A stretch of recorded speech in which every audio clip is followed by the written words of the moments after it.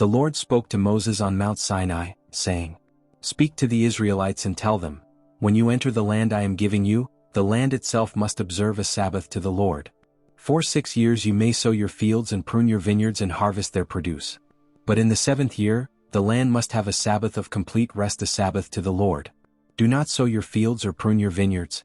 Do not harvest what grows naturally from the previous year's crop, nor gather the grapes from unpruned vines, for it is a year of rest for the land. The spontaneous produce of the Sabbath year shall be food for you, for yourself, your male and female servants, your hired workers, and the foreigners residing among you, as well as for your livestock and the wild animals in your land. All its yield shall be for food. Count off 7 sets of 7 years, 7 sabbatical cycles, totaling 49 years. Then, on the 10th day of the 7th month, the Day of Atonement, sound the ram's horn throughout your land.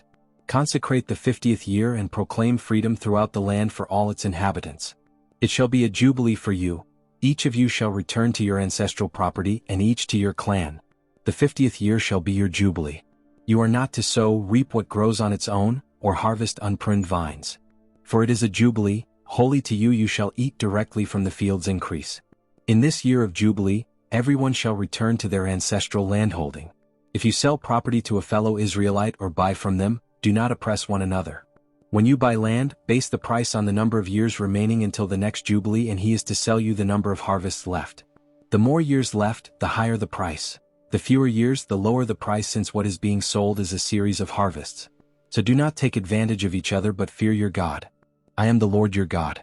Follow my statutes, keep my laws, and do them, then you will live safely in the land. The land will yield its fruit, you will eat to fullness and dwell securely. You may ask, what will we eat in the 7th year, since we won't plant or gather our crops? Then I will decree my blessing in the 6th year, so it will produce enough for 3 years.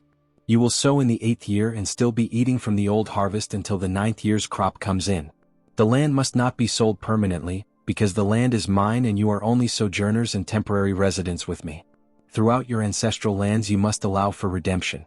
If a fellow Israelite becomes poor and sells some of their property, their nearest relative is to come and redeem what was sold.